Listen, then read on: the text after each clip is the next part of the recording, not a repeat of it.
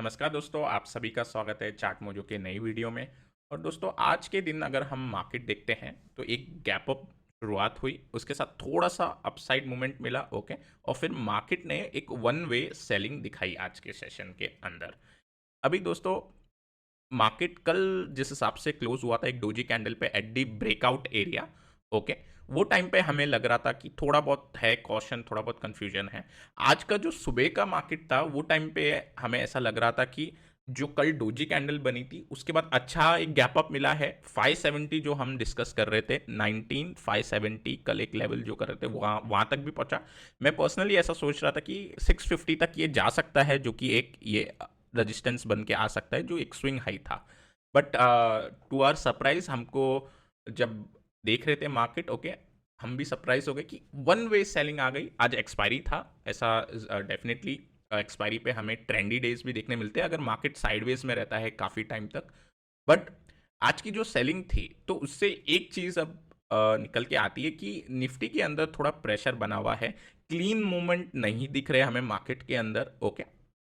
इस कारण से अब जो माहौल बन रहा है मार्केट के अंदर, आई थिंक सो थोड़ा कंफ्यूजन टाइप माहौल बन सकता है।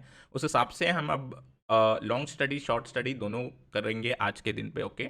दो काउंटर अपसाइड के हिसाब से, दो काउंटर डाउनसाइड के हिसाब से हम देखेंगे आज के सेशन के अंदर। और निफ्टी पे जैसा हम कल बात कर रहे थे कि डोजी कैंडल का जो लो बन के आ रहा था 350, 19350, इसके नीचे जाता है तो एक 200 150 तक की एक मूव ओपन हो सकती है। अभी हमें क्या करना है, अगर 19350 ये जो लेवल है ब्रीच होता है, ओके, तो डेफिनेटली एक बार के लिए I think so market will again try to touch this old support which is at 19250, then 19200। ऐसा मुझे लगता है कि एक ही दिन में ये लेवल आ सकते हैं on the downside. Upside में I am now not very bullish, but upside में अभी कुछ काम करना होगा तो 19650 के बाद ही करना होगा। ऐसा हमें चार्ट का पैटर्न देख के लग रहा है। ओके। सो 19650 जब तक निकल नहीं जाता, ओके, तो निफ्टी के अंदर खासकर एक ऊपर का काम करने में थोड़ा हम रुक सकते हैं। ओके। और डाउन साइड जो लग रहा है थोड़ा प्रेशर बनता हुआ, आई थिंक सो अगर 350 ब्रीच होता है तो एक बार लेवल देखने मिलेंगे। तो थोड़ा सा एक कंफ्यूजन का स्थिति बनेगी। बैंक निफ्टी पे कल हम ऐसा डिस्कस कर रहे थे कि 44,500 का जो लेवल निकल के आया है, ठीक है, उसके ऊपर 100 पॉइंट का गैप रखेंगे। 44,600 के ऊपर अगर निकलेगा तो 45 की तक एक बार बैंक निफ्टी दिखा सकता है अपना एक मूवमेंट। और यहाँ पे एक रेजिस्टेंस आ रहा था ओल्ड, तो वही एरिया पे एक 45 के साइकोलॉजिकल लेवल भी था और ओल्ड रेजिस्टेंस भी था। लेकिन वहाँ से वन वे जो सेलिंग मिली है ये डेफिनेटली एक्सपेक्ट नहीं किया था, और उस चीज़ के कारण थोड़ा कन्फ्यूजन बना है। अब आने वाले 2 से 5 दिन मार्केट हम देखेंगे। अगर हमें ट्रिगर मिलते हैं कि एक डाउन साइड या अपसाइड की मूव मिलेगी, उस हिसाब से हम फिर अपनी स्टडी को मॉडिफाई करते रहेंगे।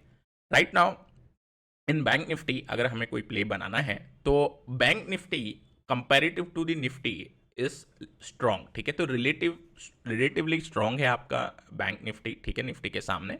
इस वजह से अगर बैंक निफ्टी में हमें कोई भी शॉर्टिंग अपॉर्चुनिटी करनी है, ओके, सो आई थिंक सो आपको वेट करना होगा फॉर द मेजर लेवल। अब डेफिनेटली यहाँ पे एक सेलिंग कैंडल बनी है, निफ्टी नीचे जा रहा होगा, ओके, तो सेलिंग कैंडल यहाँ पे भी बन सकती है। बट लॉजिकली एक बार के लिए देखो, ये जो लेवल थे रेजिस्टेंस के वो सपोर्ट बने यहाँ पे और वो ब्रीच हो गए।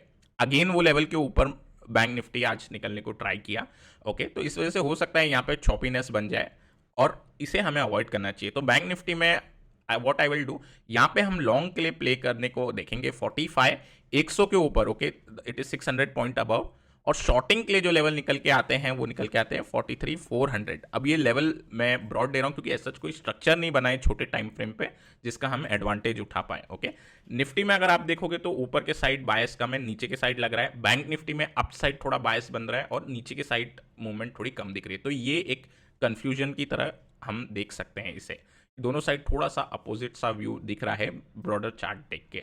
यूएस का अगर हम चार्ट देखें, अगेन यहाँ पे एक ग्रीन कैंडल बनी थी। ओके, इस एरिया में डाउ कंसोलिडेट कर रहा है। ओके, तो यहाँ पे भी सिग्नल का वेट है। आई थिंक सो जो निफ्टी की कंफ्यूजन है, मुझे ऐसा लग रहा है कि market is waiting for some global update. एक बार ग्लोबल मार्केट मूवमेंट देगा उस हिसाब से फिर डायरेक्शन देखने मिलेंगे।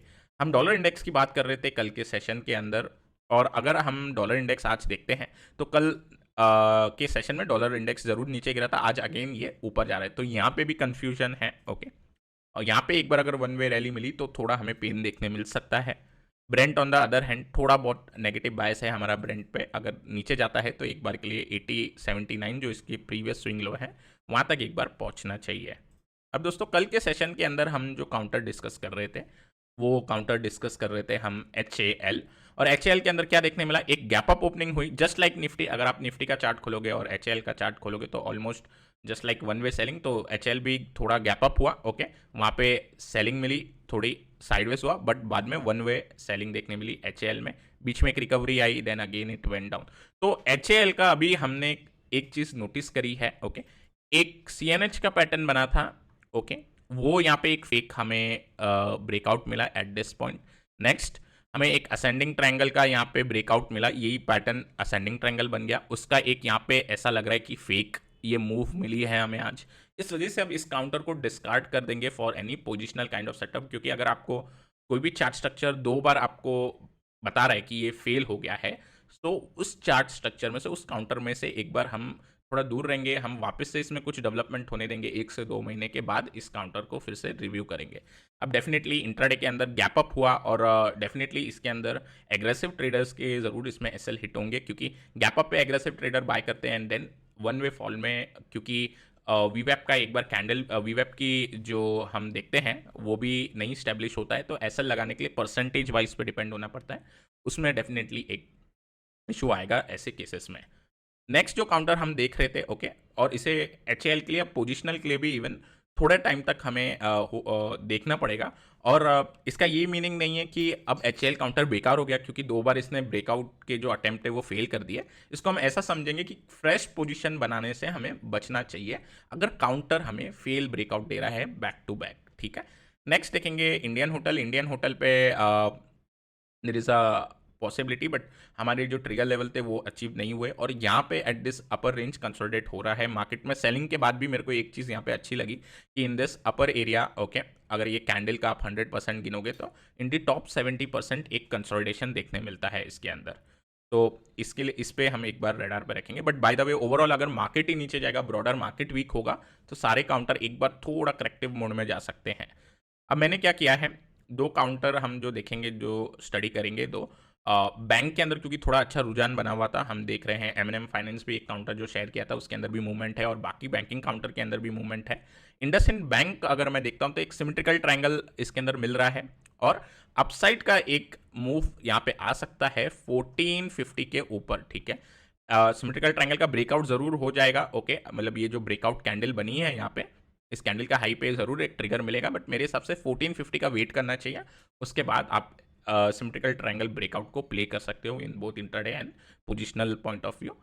इसके साथ ही साथ एक BEL का काउंटर है जो ब्रेकआउट सून टाइप में आप रखोगे, तो दोनों काउंटर जो हैं वो ब्रेकआउट सून के इस हिसाब से लिए गए हैं कि अगर कल मार्केट अच्छा होता है तो ये शायद एक आधा या 2 दिन में हमें थोड़ी अपसाइड मूव दिखाएंगे, ठीक है। अदरवाइज क्या होगा, इन काउंटर के अंदर जो ट्रिगर सिग्नल होता है वो नहीं आता, और उस वजह से आप सिर्फ इसे वॉच लिस्ट में रखते हो काउंटर को।